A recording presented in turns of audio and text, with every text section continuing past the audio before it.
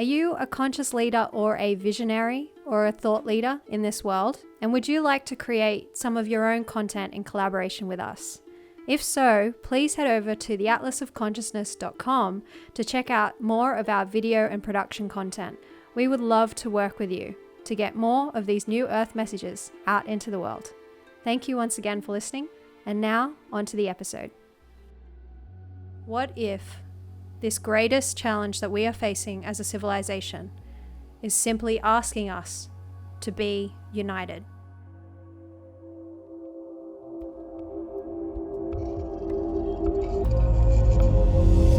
This is the Atlas Emotion Series, where we share edge of the earth ideas for a new world.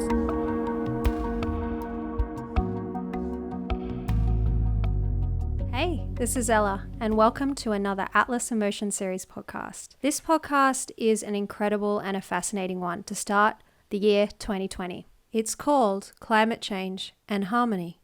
This episode is all about how we may find that on the other side of our greatest challenge as a civilization, that harmony is possible. I do this in reference to my own experience of transforming my harshest experience in the form of the mental illness psychosis into a life of harmony, love, and union. The harmonious life that I now live would not have been possible if I didn't first go through the mental illness psychosis and face my most challenging beliefs head on. That on the other side of these challenging beliefs was the potential for a new and harmonious life. I focused on that life for myself and have brought it forward, bringing love to every one of my fears. What if climate change is asking us to do the very same? To face our most challenging beliefs of separation across our world, to deliver love to them, and to so transform our world into more harmony, union, and love. I'm based in Australia. I'm based in New South Wales, where there are unprecedented levels of fires that have affected our state and our country. And as you may have heard, there has been huge loss of property. There's been huge loss of animal life. And for everyone else in the state, we've been experiencing smoke like we've never lived or experienced before. Some news reports stated that it was equivalent to smoking 11 packs of cigarettes per day in some areas of our state at the worst times. And living where I personally live, there were days where I couldn't see to my front yard because there was just smoke completely surrounding my home, and we would wake up kind of hoping and praying that it wouldn't be a smoky day that day. Because if it was challenging to breathe, and I found it very challenging on my lungs. And it often felt like straight poison, to be honest, to me. So I found that this topic, whilst it was not how I intended to start the year, has definitely put itself in the forefront of all of our awareness. So I decided to create it. Because it was so much on the forefront of my mind, I want to just start by how it even came about. I basically just announced it to the universe. This one, unlike the others, I asked to receive.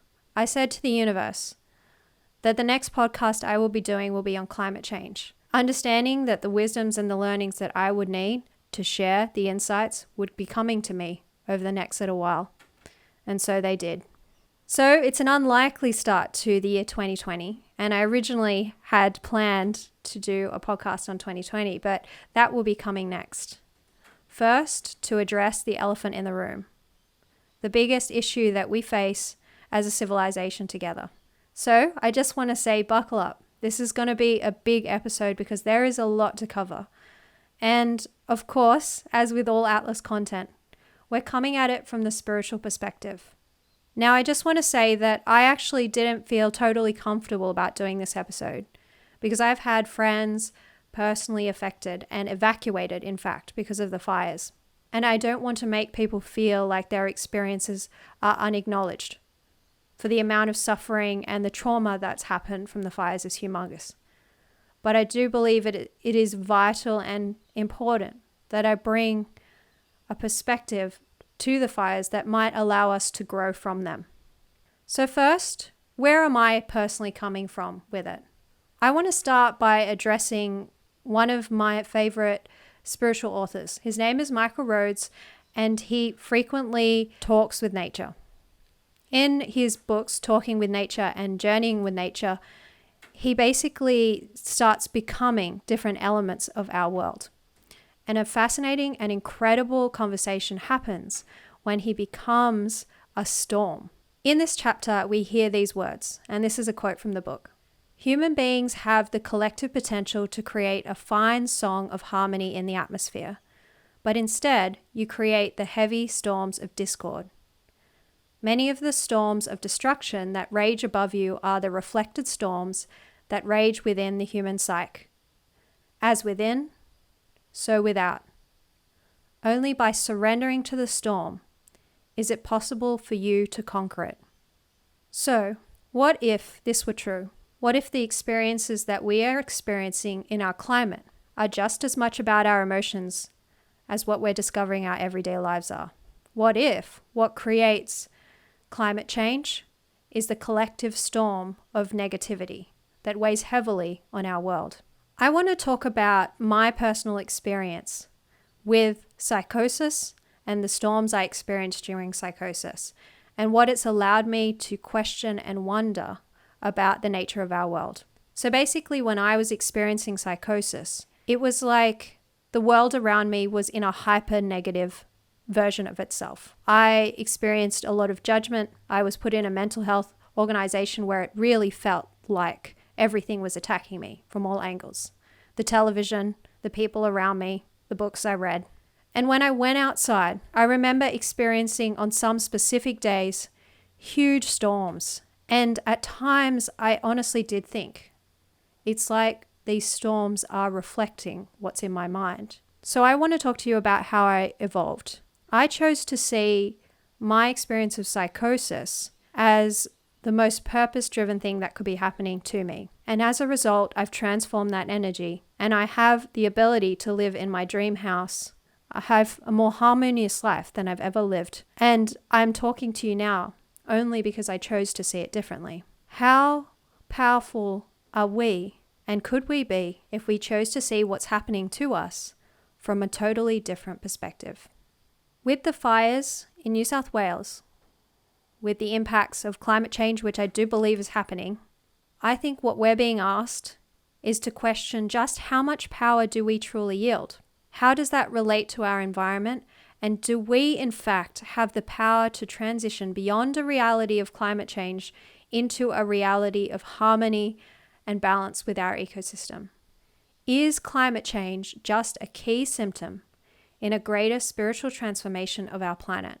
If I go off my own journey with psychosis, on the other side of that worst experience I could have even possibly fathomed has been the most remarkable unfolding of my dream life.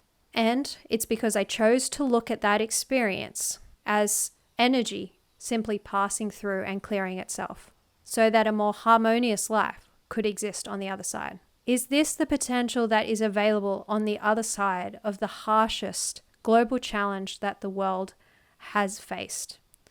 So I don't have the answers, but I will say that I have the curiosity.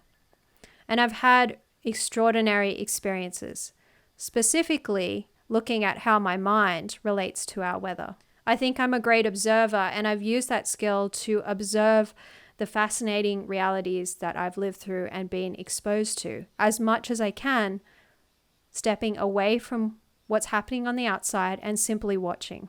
Of course, taking action where it needs to be taken, but constantly being in the state of non-judgment and watching, observing what's happening, observing what happens as you make a change internally and how that affects the outside world.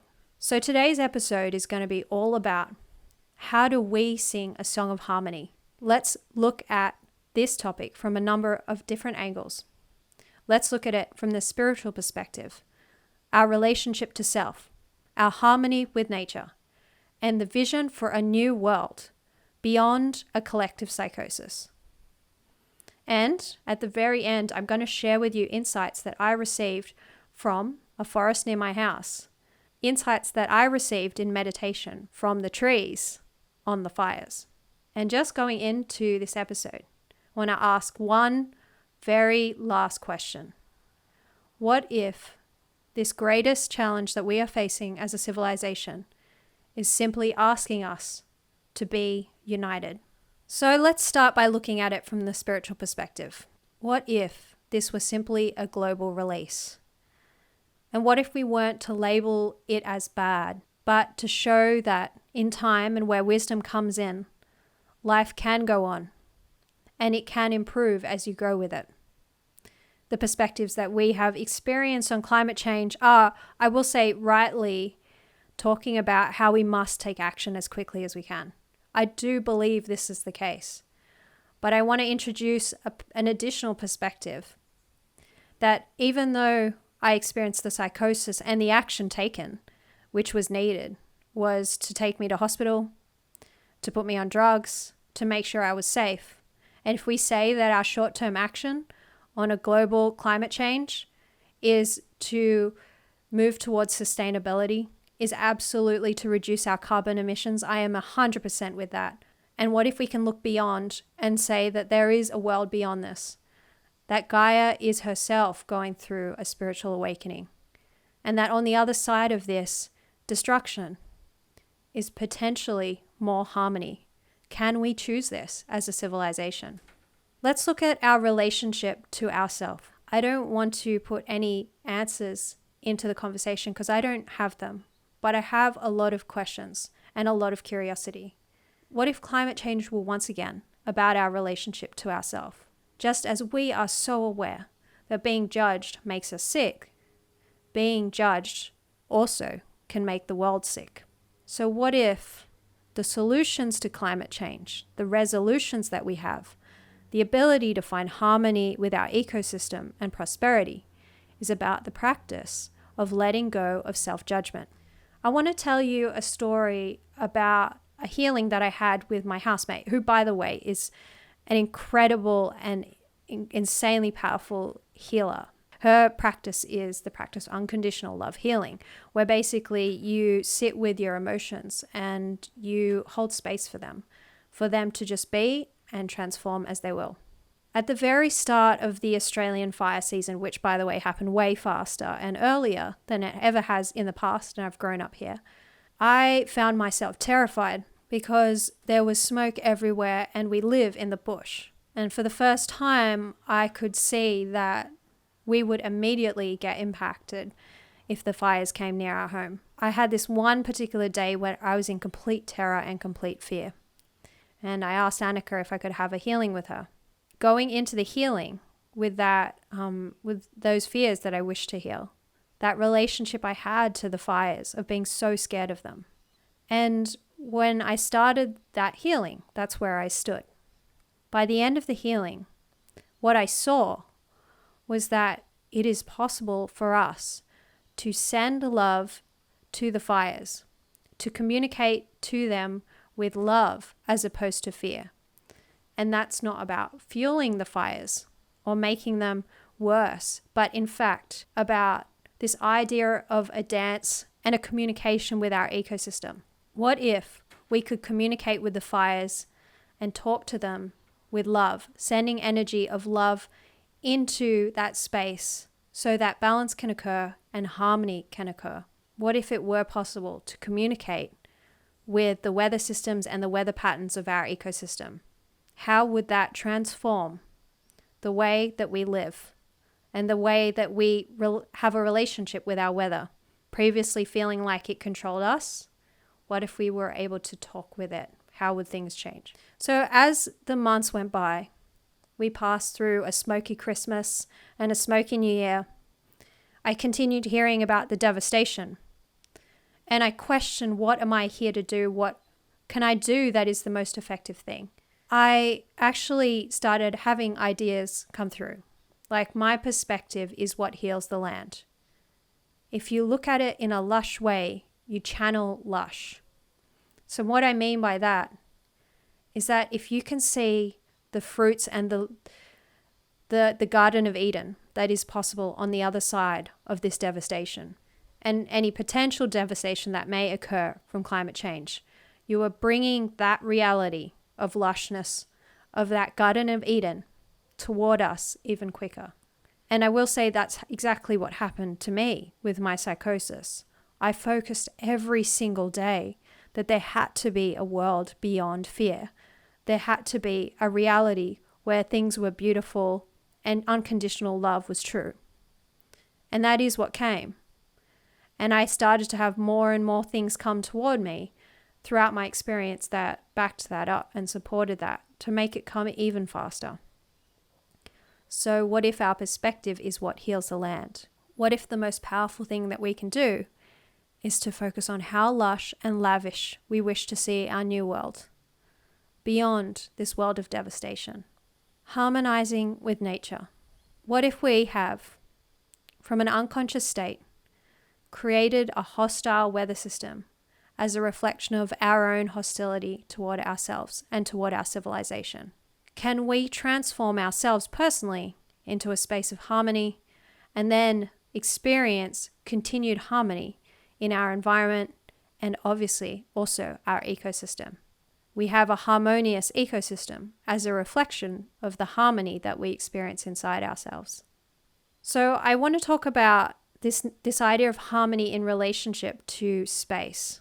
So basically, harmony occurs when you have created space within your life to feel that harmony, to feel that peace. And I had this little image come to me that ambition equals space. And what I saw were these two little arrows pointing outward with kind of like brackets, as if the further that you push out, like to create more space in your life, that is the bigger your ambition.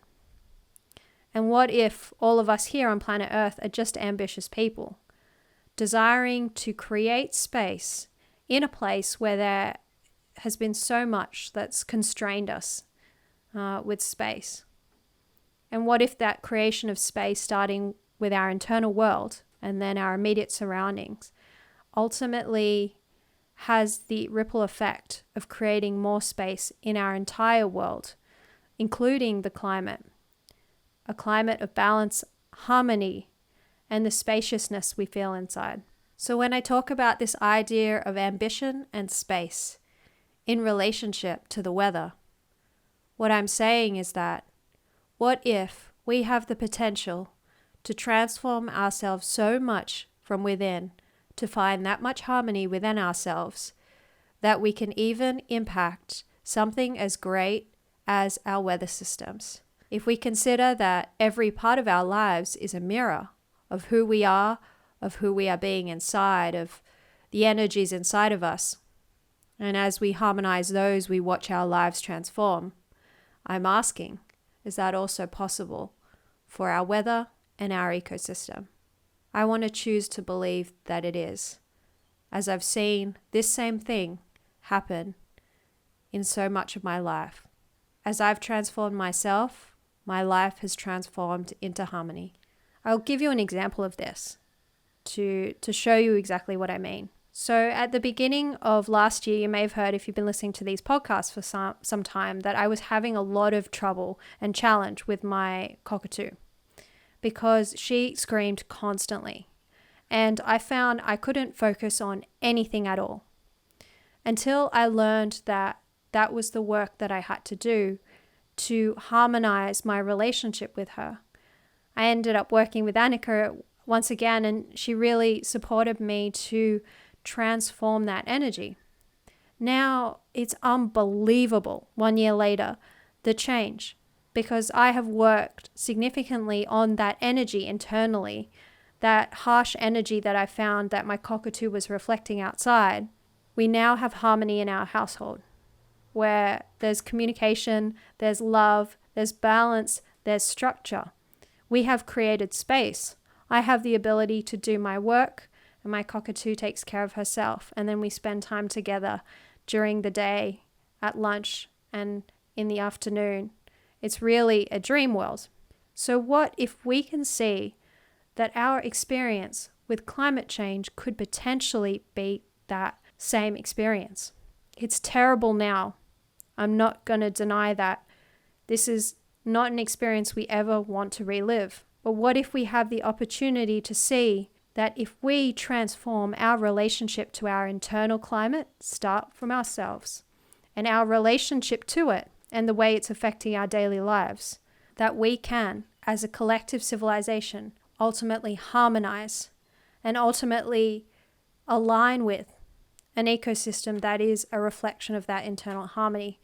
So really, what if we were that powerful that it just really, once again, starts from how we relate to it? And that's where we can really have the biggest impact, starting from that place. How do I relate to this? What kinds of emotions are coming up for me when I relate to the idea of climate change and the devastation that has occurred? Can I heal that? And in healing that, can I trust that we are being led to a more harmonious place, no matter how it may look at this current time? And that's what's happened with me, with my cockatoo, and so many other parts of my life. I originally had to face huge difficulties, huge judgments, huge negative experiences. But always on the other side of those things was a new and harmonious home, a new and harmonious life, more space. So what if on the other side of this is truly harmony? But the way there is for us to face it and our relationship to it, transform that to receive a harmonious new world. So what I'm talking about here is a vision for a new world. What if it truly was all about harmony, and we are currently facing the chaos that is the release of what no longer serves us? What if we all truly understood that we are powerful manifestors and we just have to focus on a vision for a new world? And what if everything that's happening now are the years of getting you ready to be one of a powerful new generation of humans able to bring in the new world? And once again, I will have to refer to my experience with psychosis, that the most powerful thing that I did to emerge out of that experience was to focus every single minute that I could on getting healthy and a new vision for my life. And when I look at what's happening in our world, I think, what if really it was a global psychosis? And our job is now, as a collective civilization, to focus on a vision for a new world beyond that which we physically see. Define how you want to experience this. Define that you can choose to have a new place, and keep choosing that, and see what emerges for you individually from that. What becomes your passionate way to reply to this? If this is mine to share these insights, yours might become and reveal itself to be an environmentalist, or to be a sustainability expert, to show people a completely new way of relating to climate change. But first, for you to access that level of information, you have to redefine your focus on it and to see that there could even be a purpose. You can dig deeper and you can transcend even the most challenging of human challenges that we faced. What do we do on a daily basis to access this level of information, to contribute at this level, at this frequency? And consider our daily prayers. It's about being in harmony with yourself, as with all things, about remaining present to your thoughts and prayers, because it's the peace that you feel within you that allows you to tune into that level of energy. And you've got to get more people tuned to higher frequencies, because even climate change could be about the way that you think. Certainly, at the very least, tuning to peace, tuning to that frequency and harmony of peace within yourself allows you to at least receive the next best ways you can contribute to our civilization to bring it to more harmony. How can you mend a broken heart? If you looked at our world and you saw that what's unfolding are the effects of a world of brokenheartedness, how can you lead with light in a world of broken hearts? How can you introduce some warmth and some light to a world that can sometimes feel cold and harsh? How can you mend a broken heart? So that was today's very, very full episode, all about seeing climate change from a completely different perspective. Like I said, I don't really have the answers, but I have a lot of questions. And I think the questions and the curiosity is what can lead to change. I want to read you another quote from Wayne Dyer, a really profound and incredible quote that I find so timely for what we face. One of the most important decisions you'll ever make is choosing the kind of universe you exist in. Is it helpful and supportive, or hostile and unsupportive? Your answer to this question will make all the difference in terms of how you live your life and what kind of divine assistance you attract. So I'm going to say that I 100% believe this, and I've also 100% experienced this as true. What if we get to choose the universe that we get to live in? And what if, as with all things in the spiritual journey, it starts with the choices that we make as an individual inside ourselves? All our ideas can spread like wildfire. Are you choosing the ideas that are going to spread harmony, peace, and a higher frequency? Can you do that for yourself? Can you choose ideas of harmony, even in the deepest challenges? Can you trust in a vision for a new world, even when we see a world of death and destruction? Is it possible? And I do want to say that I believe that we should continue to approach climate change from all angles of sustainability possible. I believe everything happening on the ground is powerful, remarkable. The best and most powerful leaders standing up is vital. And absolutely, we need a new sustainable planet without question. But also, can we choose that it isn't going to be all doom and gloom, and there can be a new world of harmony on the other side of all this, if only we face it with love.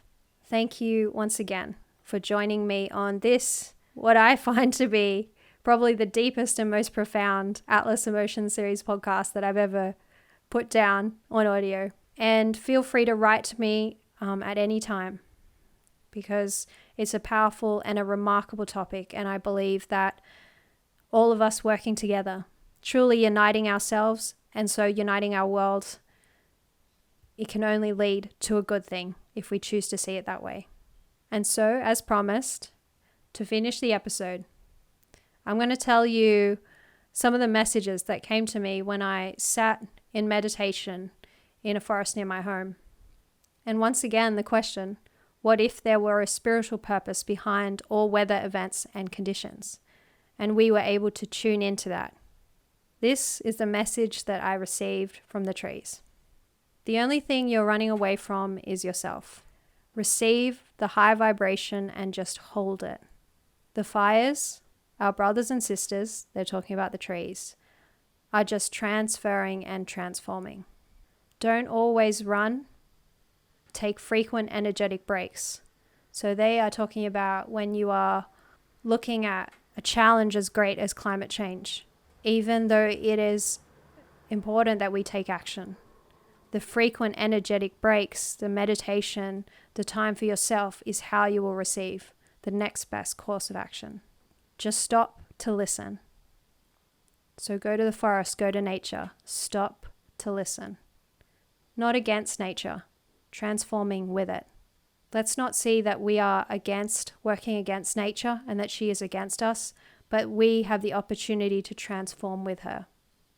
Listen to yourself. You're listening to the sounds of God. Quiet time is even more important in times of great change. To make a change, go into nature and listen and let go. And lastly, a very profound message, a united front, that they know what they're doing. I'll break down and explain this one. So, I had a dream after my psychosis, and it was almost like a message from the other side. And the message was that, basically I asked in this dream, why no one, it seemed like, came to help me when I was in such a dire, terrifying experience. And in that message, what came back to me, because basically I said, is it like sort of sarcastically, is it because it's important for my soul's journey to go through hardship? And there was sort of a silence. And at the other side of it, I heard, no, it's because they knew that I knew what I was doing. What if we do know what we're doing here? It may not be on the conscious level, but it's somewhere within ourselves. At a deep, deep place, we have the ability to truly tap into that place where we know what we're doing here and we know how to respond to bring our world into harmony. What if that's why we're all here? Because we know that deeply. Thank you guys. Thanks for listening to today's episode. And thanks for joining me on this epic journey of a podcast to have a look at our globe from a completely different perspective. I love you all. You're all remarkable for having walked this journey. As you all know, it's profound, it's deep, and it can be testing, but we're doing it together. And just sit with that question. What if we do actually know what we're doing? And we can trust. We can trust in that we know how to respond to this. Thank you once again. I'll see you on the next episode, all about 2020 and that vision for a new world. See you again soon.